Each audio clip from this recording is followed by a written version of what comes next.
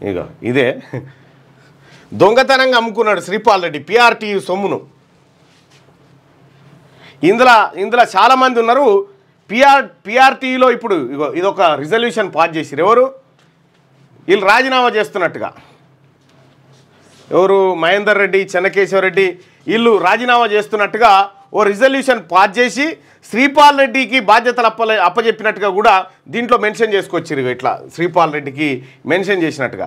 అయితే విషయం ఏంటంటే ఆ సొసైటీ మినిట్స్లో ఈ అన్నీ అయిపోయిన తర్వాత మళ్ళీ మహేందర్ రెడ్డి ఎట్లా ఎంటర్ అయ్యిండు, చెన్నకేశవరెడ్డి ఎట్లా ఎంటర్ అయ్యిండు, వీళ్ళందరూ కలిసి చేసిర్రా. పిఆర్టీయు ప్రధాన కార్యదర్శిగా ఉన్నటువంటి కమలాకర్ రావు మీరెట్లా సంతకాలు పెట్టిరు, మీకు తెలియకుండా ఎట్లా జరిగింది ఈ సొసైటీ భూముల అమ్మకం?